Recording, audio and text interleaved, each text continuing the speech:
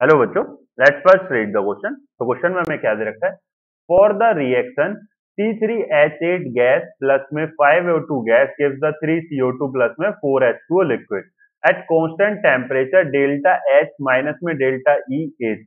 तो delta H minus में delta E पूछ रहा है बच्चों। तो डेल्टा H की अगर मैं बात करूं तो चेंज इन एंथैल्पी क्या है बच्चों? चेंज इन एंथैल्पी है। और डेल्टा E की अगर मैं बात करूं तो चेंज इन इंटरनल एनर्जी है।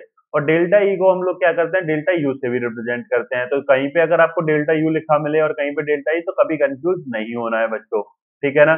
तो यहाँ पे जो फॉर्मूला होगा वो क्या होगा? डेल्टा एच बराबर डेल्टा यू ले लो या डेल्टा ई ले लो, डेल्टा ई ले लेते हैं, है ना। और प्लस में delta N G R T, ठीक है। अब डेल्टा एन जी, अब देखो बच्चों हमें निकालना क्या है? तो डेल्टा एच माइनस में डेल्टा ई निकालना है।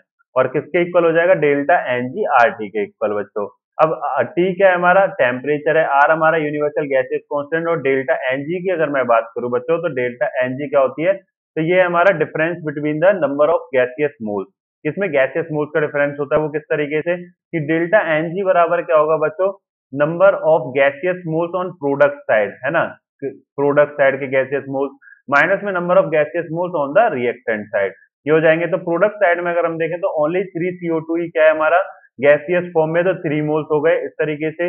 और यहाँ पे अगर हम देखें तो 5 और 1 6, तो ये हो जाएंगे 6 बच्चों। तो डेल्टा एन जी आ गया, 3 आ गया माइनस का।